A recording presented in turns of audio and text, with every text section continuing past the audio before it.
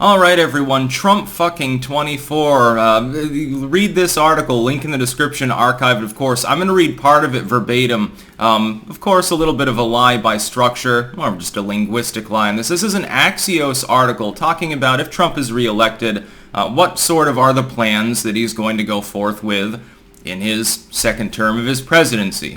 Or third, honk honk, when he goes Grover Cleveland mode. I'm liking what I'm seeing, and the thing is, I think that they meant this to scare people. Let's read a little bit.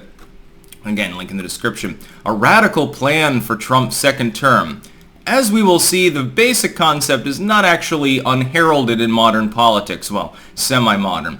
Former President Trump's top allies are preparing to radically reshape the federal government if he is reelected, purging potentially thousands of civil servants, bureaucrats basically, and filling career posts with loyalists to him and his America First ideology, people involved in the discussions tell Axios. The impact could go well beyond typical conservative targets such as the EPA and the IRS.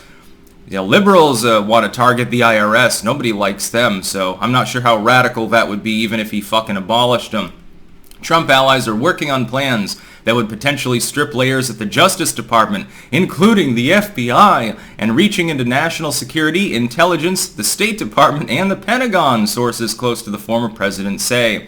During his presidency, Trump often complained about what he called the deep state. The heart of the plan is derived from an executive order known as Schedule F, developed and refined in secret, much secrecy, over most of the second half of Trump's term and launched 13 days before the 2020 election. So according to people that are actually working with Trump, or are familiar with them, and we have to take that with a grain of salt, Axios being missing link media tied to the legacy medium. So we're not sure that this is actually a plan. To be clear, there's no evidence of this.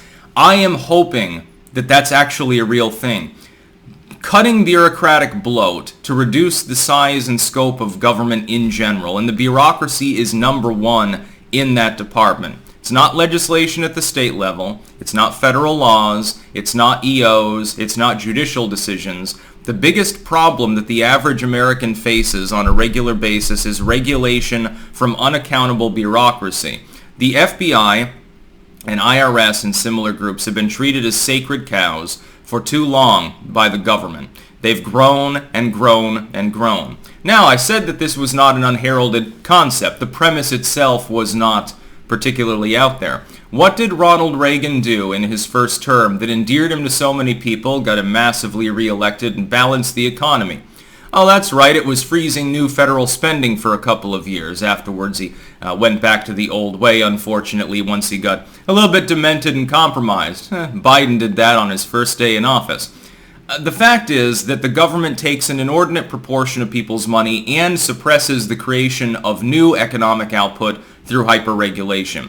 This is the case for literally every alphabet agency. The more agencies and the more people you have, the more middlemen that are involved, the more legalese and lawyers and so forth, the less efficient every government system of necessity gets. So, the most efficient way, for example, for me to transfer wealth to somebody who is poor. Let's say there are street urchins living under a bridge because Bidenomics doesn't work. And JF has taken away their welfare, so they're reliant on charity. That's a joke, by the way. We had a debate the other day, and he basically said, fuck the orphans. I think he might have been being a little bit tongue-in-cheek, but we'll get past that.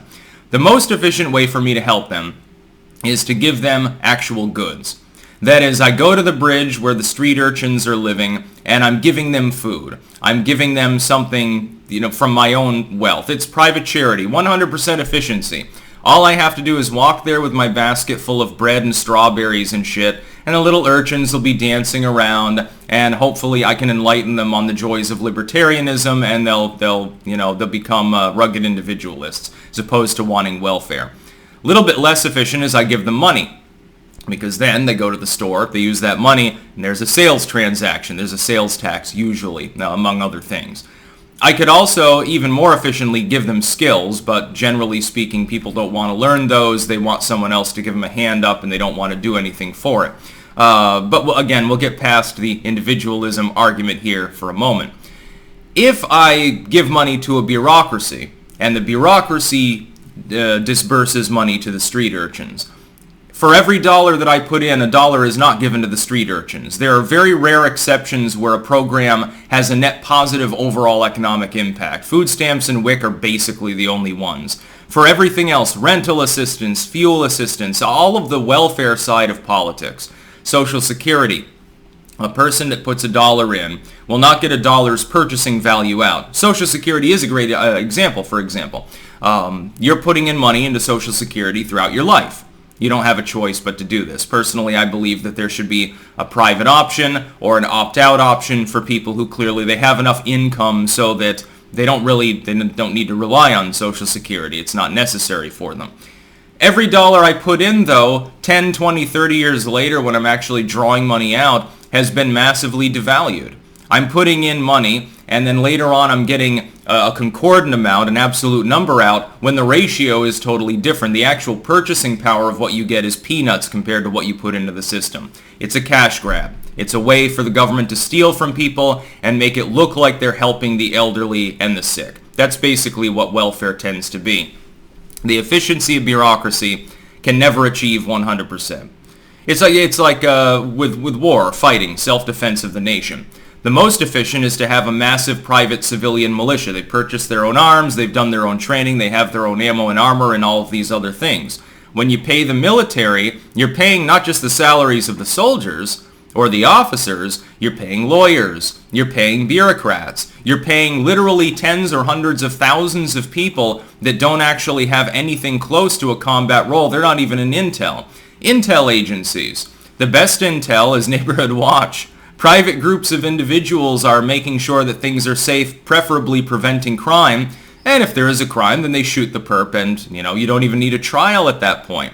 It's much, much cheaper. That's not the way that the government system tends to work. Now, I am not an anarchist, an ANCAP or something. I'm a more balanced, a classical liberal-style libertarian. I don't agree with getting rid of government or all government programs. But by God, they are bloated. They are bloated beyond all relief. If Donald Trump simply freezes new spending for a couple of years and axes just a few tens of thousands of the higher paid positions and puts people in at the heads of these bureaucracies in a leadership role that understand you're not going to get a bigger budget, make do with less, make it more efficient and streamlined, business style, as only somebody like Donald Trump will be able to do. You're never going to get this from a lifelong politician, from an Obama or a Biden. They don't understand the concept. If you give the reins of these agencies, insofar as they continue to exist and have a role to play, to people who are willing to restrict their action and make do with less and be more efficient because we don't have the economic means to continue supporting the bureaucratic bloat, that would be absolutely stellar. It would be wonderful. This is supposed to frighten people. Oh my God, Donald Trump is going to put in a head of the FBI that'll actually do his job. And they're going to have less agents to do that job because their job doesn't need to be so expansive. You've got so much bureaucratic overlap alone between the different groups. It's like they probably get into each other's way more often than anything else because you'll have 5 or 6 different agencies potentially investigating the same basic thing from 5 or 6 different angles. And each one of those investigations requires manpower and money and time that could be dedicated to something else. Streamline and decouple the agencies. Get rid of some of them. What I would do is much more draconian. I'd take a goddamn axe to them. We're talking about Trump coming in with a scalpel, parsing out some of the higher level positions, making sure that the people that run the show know what they're actually supposed to do, and reducing the bloat by a margin, a 5% margin or a 10% margin. Even that would have a demonstrably massive, outsized, and extremely positive impact, not just on the U.S. economy, but on U.S. culture. I think this is a wonderful idea. If anything, this makes me... I can only get so hard thinking about Trump 2024. I'm already thinking about him making mean tweets again, so Twitter will, be partially redeemed. About him, making jokes at the Democrats' expense. Having someone in there who will actually conduct diplomacy and it won't suck, like Joe Biden and Kamala Harris and everyone associated with them. Blinken and all of these other morons. I'm already thinking about all that tax cuts and all these things. Now I get to look forward to at least the possibility that he goes full 1982 Ronald Reagan mode and freezes new federal spending and parses out some of these positions. Hell yeah, sign me up for Trump 2024. Is DeSantis fucking promising to do this? Nah, I don't see anybody else making this pledge. I would like to see him come out and say, yeah, that's exactly what I want to do. No, it's not just rumors. Yeah, we're building on Schedule F. The concept I think is good, and we're going to do this. Oh boy, at that point you better start knocking on doors, because you're not going to get another chance at this for some time. That's about all. Peace out.